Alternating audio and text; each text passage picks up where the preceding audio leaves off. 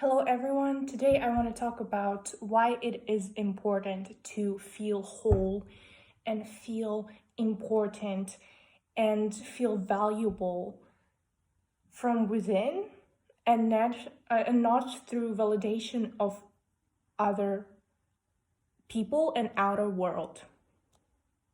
Okay, so life, if in your life you've been told that what you want does not matter, you don't matter, you do everything wrong, you are wrong, something is wrong with you, you will have this desire to prove something to the world and make other people say, you're actually cool, you're actually amazing, and you're actually matter, you're valuable, you're important, your voice matters. But then with that comes people who say, you're still so not cool, you're stupid, you're insecure, you're a crybaby, you're this, you're that, you're this, you're that.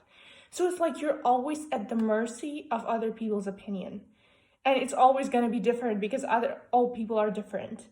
So if you rely your importance on other people's opinions, your sense of self will always be like this. And if you want to stabilize it, you have to do the inner work. And we're going to talk about the ego persona's formation. The first question to ask with the new information is, if the mind's programs I'm running on are not who I am, then who am I really, and why do I have these programs at all? Imagine yourself as a child, maybe at 5 years old.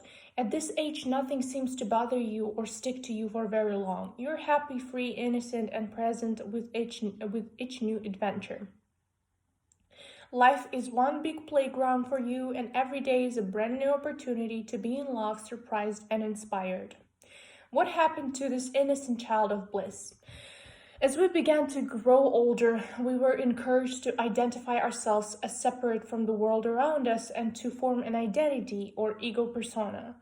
With learning our name, which toys were ours and which toys were theirs, the mind developed mindless mentality. With mindless mentality, we lost our sense of surprise and wonder, and instead developed expectation over the world around us. We started to expect our conditions to please us because, well, everything is mine. We then created our identity to means of accumulation, belongings, appearances, achievements, friends, experiences, and even traumas became mine, and we thought we were. Our egos became master collectors in a sense. And because we confused who we were with the world entirely outside of ourselves, our identity was threatened every time life didn't go the way we wanted to. To deal with such uncertainties, our ego persona created mental programs in order to protect and defend itself. If it can't control others or outside world, it assumes control over us in the form of thoughts and emotions that it believes will keep it safe.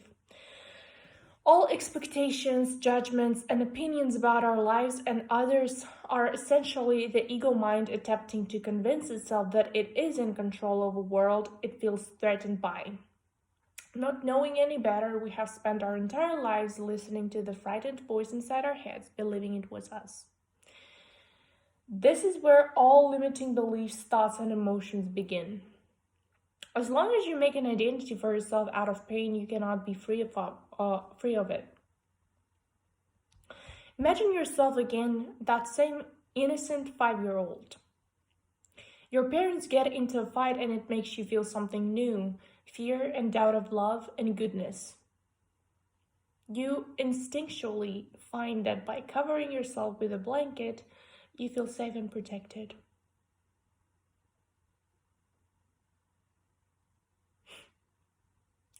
So you start to wear this blanket as a costume to hide from the chaos.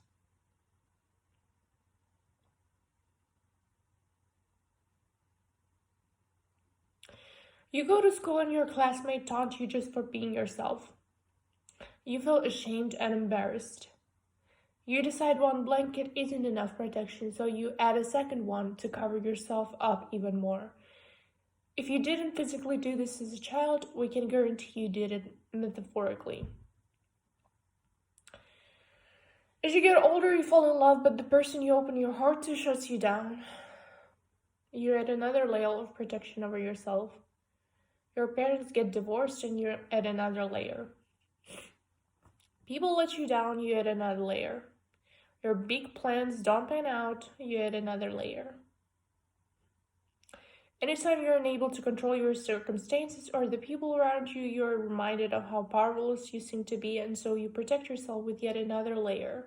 Because of mindless mentality, your mind innocently collected these experiences as a part of your identity and has worn them all your life. After all, from your ego's vantage point, all of it is mine and therefore about me. All my experiences must define me.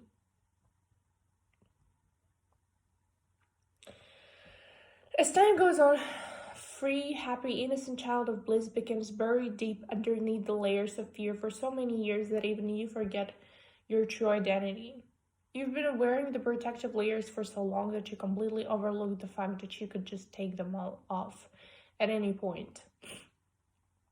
Luckily, underneath the layers of past experiences you have dressed yourself in, you still remain the innocent and happy child. No matter how traumatic life has been, you're still innocent and free, beautiful and perfect, wanted and loved, seen and recognized just as you are.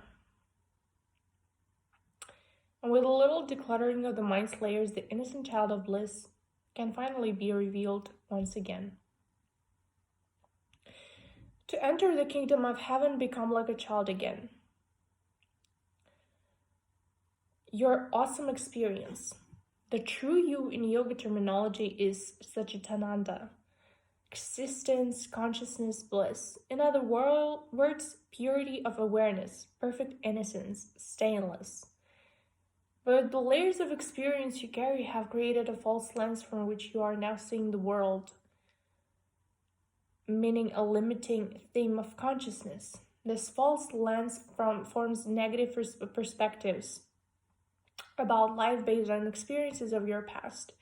And because you have identified with this false ego accumulation for so long, you innocently forgot the radical awesomeness of your very existence in the present.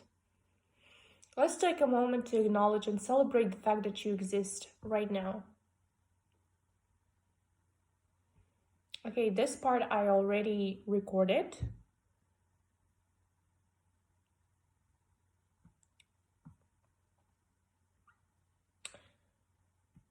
True happiness is lasting and ever-present, not to be confused with the temporary hits of pleasure that come from external ego gratification. We get tastes of pleasure when we are able to successfully manipulate conditions and people to meet our ego's expectations. It makes us feel like we are in control of our circumstances, and this is satisfying to ego's sense of mindness.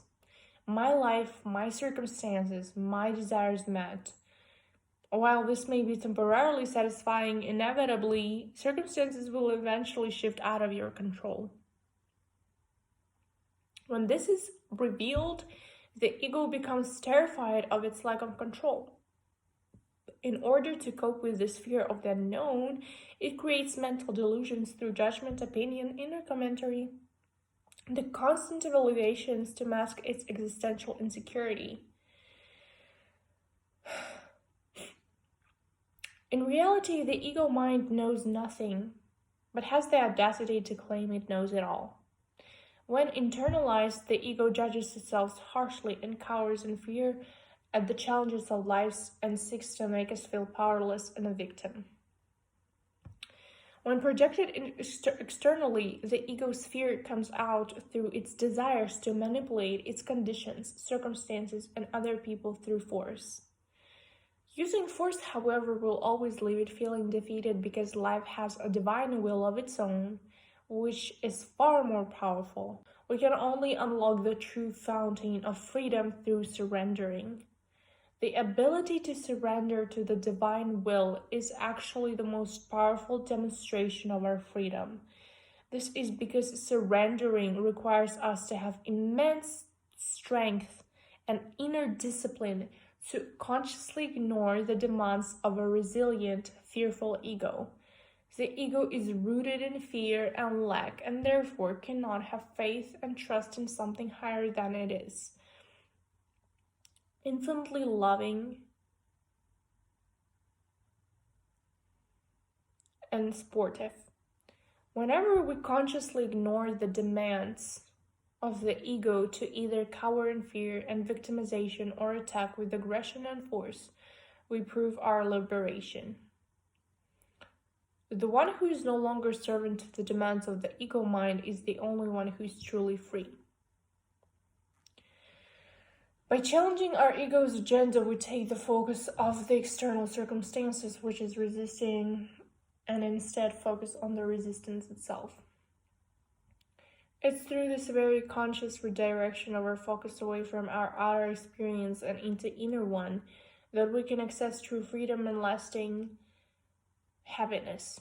This might seem like wishful thinking since lasting happiness is not what you have been experiencing this far in life. But that's only because we've collectively fallen asleep, become lost in a dream or nightmare that we can't seem to wake up from. Everyone you know probably believes their ego's thoughts, tries to control their circumstances, and has expectations of their external conditions and people around them. And the fact that almost an entire species is living this way only makes it much easier to go along with. It's like one massive con. The bigger the trick and older the trick, the easier it is to pull based on two principles. They think it can be that old and it can be that big for so many people to have fallen for it. Jay Gryn in the film Revolver. Ignorance is still ignorance, no matter how many people are supporting it. This simple misunderstanding has mutated into an entire species, lost in confusion of pain that was not necessarily intended and does not have to remain.